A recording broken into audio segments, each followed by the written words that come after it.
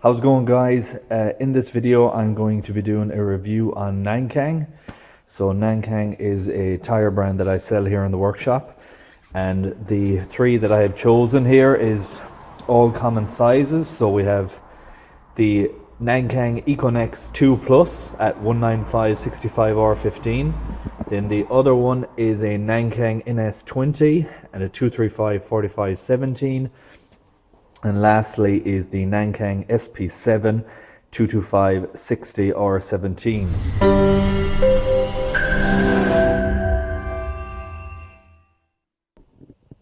So the three things you should consider when you are purchasing a tire, and this goes for any tire that you expect to buy, is what is the price point that you can afford to spend. That's the first thing before you start looking. How much money have you to afford on tires? You want to get the best possible tires you can for the price you can afford to spend. So the next up is the mileage, the return that you will get back from that, and also the last thing is the grip. So price point, the mileage, and the grip in wet and dry that you want to get. Once you cover them three things, I think you're pretty much set in your tire purchase.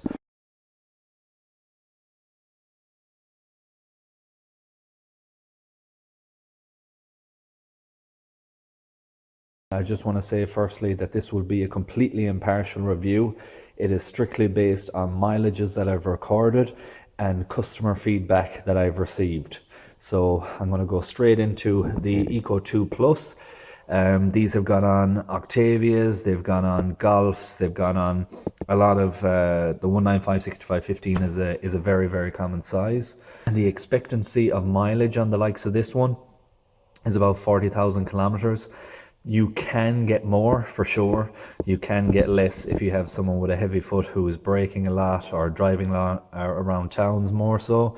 But overall, I think they're a good tire. Next up is the NS-20 235/45/17, also a very common size. Goes on to some Beamers, goes on to some Mercs, Saabs in Oz, it goes on to Falcons, it goes on to Commodores, so a very, very common size. 235/45/17. Nice thread pattern and good wet and dry conditions. The rating on this is a C.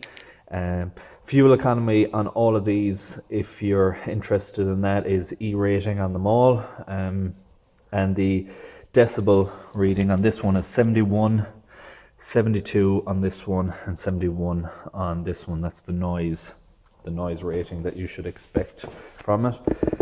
225/60/17 Hyundai iX35 is an example of a model that this goes on to. It's a B rating, and it is the SP-7 is the actual one in this. Also got a nice thread pattern. All of them have a nice look to them.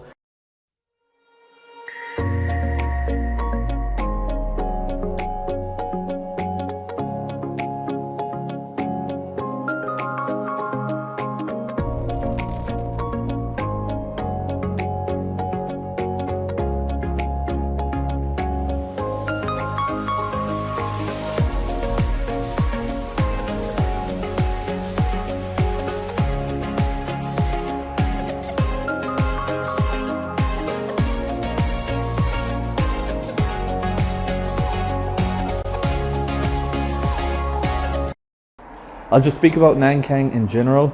They have multiple ranges across the same sizes, so I would say don't just go in blindly and ask for a Nankang. You really need to know the different models of them. They have NA1s, which is an Econex in the lower sizes. You're not going to get a great return out of them. I fitted them to some Fiats, about 30,000 kilometers, so they are a budget range, but they wouldn't have a high expectancy in the mileage return, is what I'm saying. You have the Eco Plus 2, which you get a bit more out of, like I was saying, around the 40,000 average. You might get a bit less, 35, and you might get a bit higher depending on your driving style, whether it's motorway or around town, etc. The SP-7 and the NS-20, they're more of a performance tire than the cheaper eco ranges. And the reason I have them ones in stock in our workshop is because they fit nicely into a mid-range bracket. So the other brands like Kumo or Yokohama's or Continental, any of them, they tend to be over this particular price point in these sizes for me. So I like to give customers a better option. So if I can get a 235 45 for 85, and I think it's a good value for that, my next one up might be 100, and then my next one down might be in a complete budget would be 70 to 75, for example. So they tend to sit nicely in a mid-range in some sizes, and that's why I have quite a few of them that I carry in stock. And you do get a good return. There is good feedback from these. I have customers that are extremely happy with them. And that is pretty much it. The 195 65 15s, if I'm being totally honest, I would spend the extra money and go for an Avon or go for a Kumo or a Firestone. I think you get better grip and better value for money overall in those ones because they're a better performing tire.